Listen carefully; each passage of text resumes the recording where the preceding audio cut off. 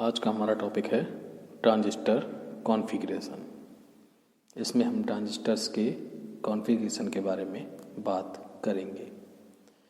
तो जो हमारा ट्रांजिस्टर होता है इसको प्रवर्धकों में प्रयोग किया जाता है, मतलब एम्पलीफायर में प्रवर्धकों में इनपुट सिग्नल दिया जाता है तथा प्रवर्धक उस इनपुट सिग्नल को प्रवर्धित कर कर आउटपुट प्रदान करता है। इस तरीके से इनपुट देने के लिए हमें दो टर्मिनल की आवश्यकता पड़ती है तथा आउटपुट लेने के लिए भी हमें दो टर्मिनल की आवश्यकता पड़ती है। इसीलिए हमें जो हमारा एम्पलीफायर होता है, प्रवर्धक होता है, उसमें 4 टर्मिनल की आवश्यकता पड़ती है। लेकिन जो हमारे पास ट्रांजिस्टर होते हैं इसमें केवल 3 टर्मिनल होते हैं। तो इस दिक्कत को सॉल्व करने के लिए हमें ट्रांजिस्टर्स का कॉन्फ़िगरेशन करना होता है। अर्थात कॉन्फ़िगरेशन करने से मतलब है कि किन्हीं भी दो पार्ट्स को, एक इनपुट और एक आउटपुट को हम कॉमन कर दें। कॉमन करने से हमें सीधे सीधे 4 टर्मिनल्स प्राप्त हो जाएंगे। जो हमारा कॉमन रहेगा वो इनपुट में भी काम करेगा और आउटपुट में भी काम करेगा। इस आधार पर ट्रांजिस्टर्स का कौन सा सिरा कॉमन करना है ये उसके कॉन्फ़िगरेशन को बताता है या कॉन्फ़िगरेशन की विधियों के द्वारा बताता है। तो ट्रांजिस्टर्स में हमारे पास 3 टर्मिनल्स होते हैं, मतलब 3 पैनल्स होते हैं, एमीटर, बेस और कलेक्टर। तो हम इन्हीं में से किसी एक को कॉमन करके ट्रांजिस्टर्स का कॉन्फ़िगरेशन करते हैं। जैसे अगर हमने कॉमन को मतलब बेस को कॉमन किया तो कॉमन बेस कॉन्फ़िगरेशन हो जाएगा। एमीटर को कॉमन किया तो हमारा कॉमन एमीटर कॉन्फ़िगरेशन हो जाएगा। यदि हम कलेक्टर को कॉमन करते हैं तो ये हमारा कॉमन कलेक्टर कॉन्फ़िगरेशन बन जाएगा। तो इस प्रकार जब हम तीनों तरीके का कॉन्फ़िगरेशन करते हैं तो इसमें ये बात ध्यान रखनी होती है कि प्रत्येक कॉन्फ़िगरेशन में जो हमारा एमीटर या बेस जंक्शन होता है इसको हमें अग्रवाइज तथा कलेक्टर बेस जंक्शन को हमेशा रिवर्स वाइज में करना होता है।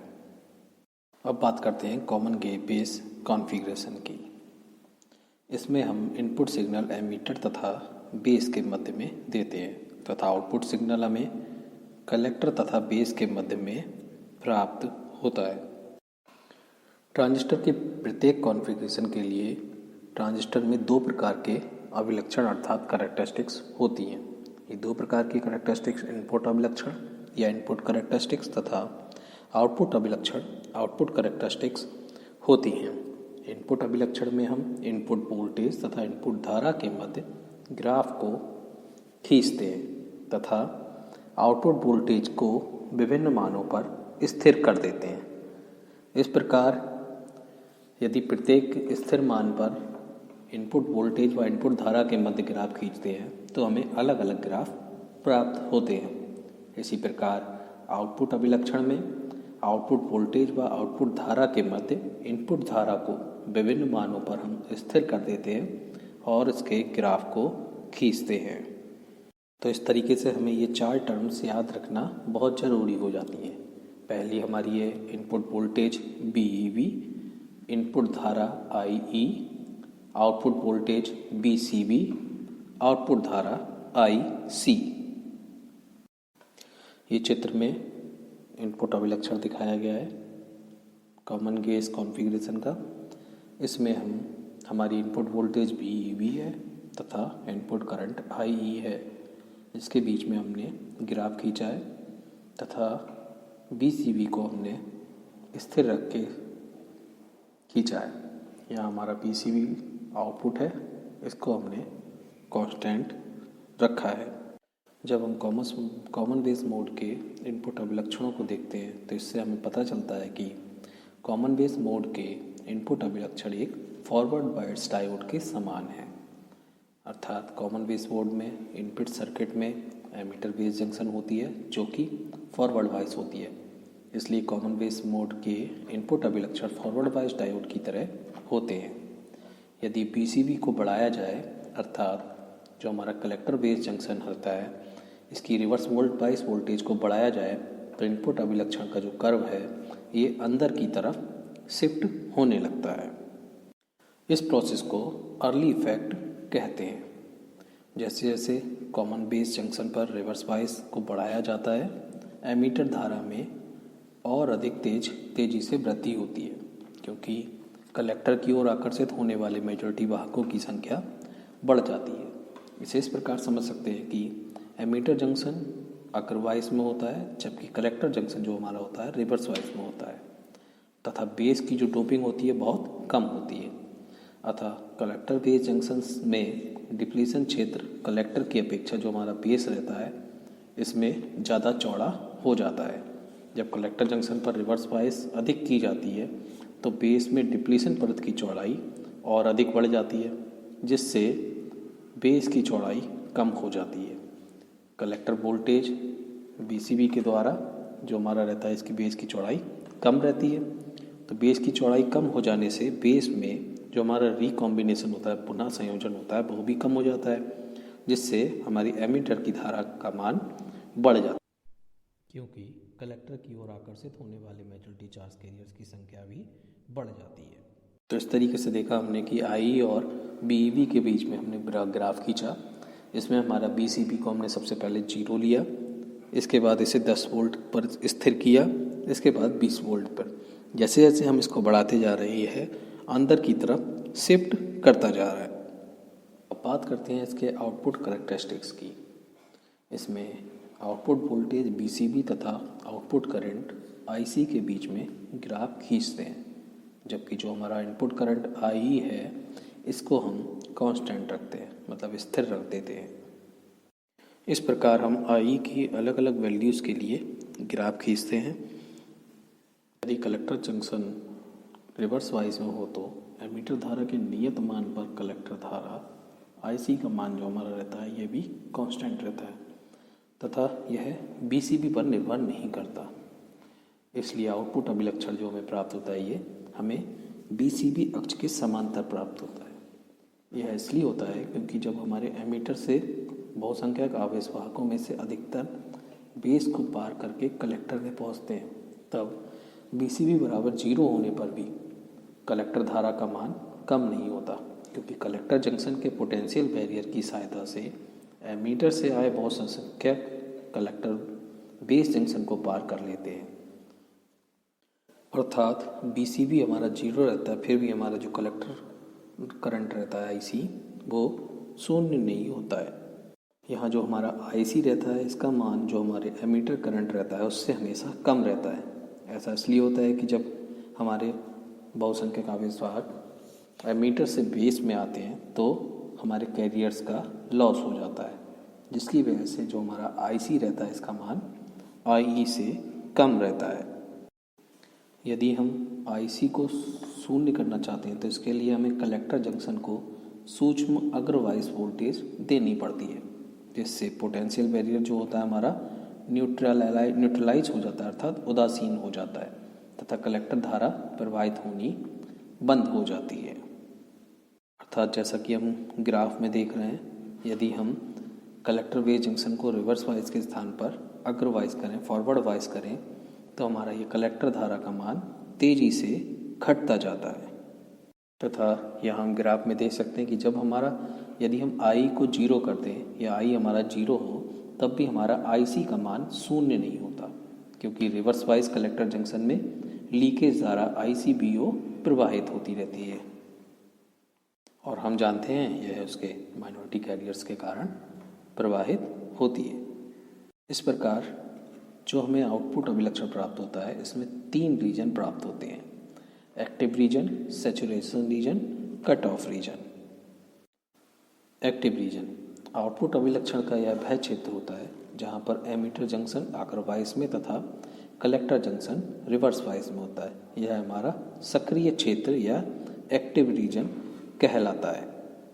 जैसा कि हम ग्राफ में देख रहे हैं, बीसीबी बराबर 0 तथा आई बराबर 0 के ऊपर का क्षेत्र जहाँ आउटपुट अभिलक्षण बीसीबी अक्ष के समांतर है, यह सारा क्षेत्र हमारा एक्टिव रीजन कहलाता है। दूसरा है हमारा सैचुरेशन रीजन या संतृप्त रीजन। जैसा कि हम चित्र में देख रहे हैं, यह वाला रीजन जिस क्षेत्र में एमीटर जंक्शन तथा कलेक्टर जंक्शन दोनों हमारे फॉरवर्ड वाइस होते हैं, अग्रवाइस होते हैं, यह हमारा संतृप्त क्षेत्र कहलाता है। ये हमारा पीसीबी बराबर 0 से लेफ्ट साइड का जितना भी एरिया ये है, ये हमारा संतृप्त क्षेत्र या सैचुरेशन रीजन कहलाता है। तीसरा रीजन है हमारा कट ऑफ रीजन। जैसा कि हम चित्र में देख रहे हैं, ट्रांजिस्टर के दोनों जंक्शन रिवर्स वाइस में होते हैं, तो हमारा यह रीजन कट ऑफ रीजन कहलाता है। अर्थात जो I=0 से नीचे का रीजन ये हमारा है, ये हमारा कट ऑफ रीजन कहलाएगा। अब हम बात करते हैं ट्रांजिस्टर्स के पैरामीटर की, कॉमन बेस ट्रांजिस्टर कैरेक्टरिस्टिक्स के प्रयोग के द्वारा। पहला है हमारा इनपुट डायनामिक रेजिस्टेंस। इसमें ट्रांजिस्टर के सूक्ष्म इनपुट वोल्टेज डेल्टा VEB तथा ट्रांजिस्टर की सूक्ष्म इनपुट करंट डेल्टा IE के अनुपात को ट्रांजिस्टर का dynamic resistance, input dynamic resistance कहते हैं, जबकि ट्रांजिस्टर के आउटपुट वोल्टेज BCB को हम स्थिर रखते हैं। अतः ट्रांजिस्टर का input dynamic resistance RI delta VEB upon delta IE, जबकि BCB जो हमारा है वो कांस्टेंट है। यह बहुत कम अर्थात 20 से 100 ओम के बीच में होता है। आउटपुट डायनामिक रेजिस्टेंस ट्रांजिस्टर के सूक्ष्म आउटपुट वोल्टेज डेल्टा BCB तथा सूक्ष्म आउटपुट करंट डेल्टा IC के अनुपात को डायनामिक रेजिस्टेंस कहते हैं, जबकि इनपुट करंट IE को हम कांस्टेंट रखते हैं। तब ट्रांजिस्टर का output dynamic resistance RO delta BCB upon delta IC, जबकि IE हमारा कांस्टेंट है। R आउटपुट का मान भी बहुत अधिक होता है। तीसरा है हमारा करंट एम्प्लीफिकेशन फैक्टर या धारा प्रवर्धन गुणांक। ट्रांजिस्टर की सूक्ष्म आउटपुट करंट डेल्टा IC तथा सूक्ष्म इनपुट करंट डेल्टा IE का अनुपात करंट एम्प्लीफिकेशन फैक्टर एल्फा कहलाता है।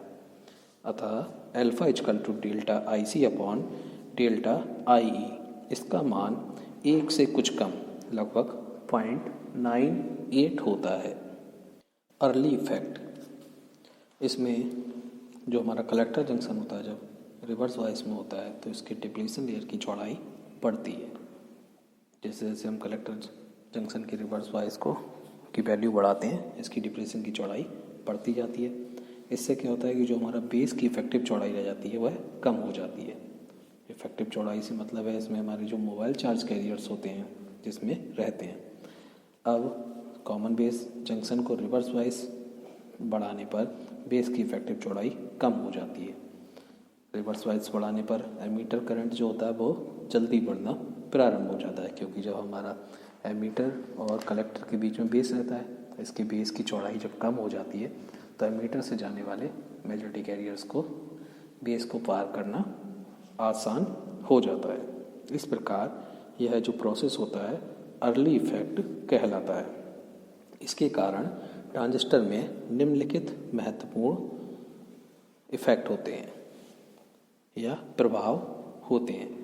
बेस में रिकॉम्बिनेशन की संभावनाओं में कमी आ जाती है, अर्थात जब तेज़ी से पार कर जाते हैं तो इस तरीके से रिकॉम्बिनेशन नहीं हो पाता। और BCB के बढ़ने पर ट्रांजिस्टर के अल्फा का मान हमारा बढ़ता जाता है, अर्थात जो हमारा कलेक्टर करंट रहता है उसमें जो वृद्धि होती है वो हमारे एमीटर करंट से ज़्यादा हो जाती है। जैसा कि हमने अभी पीछे पढ़ा, alpha delta IC upon delta IE।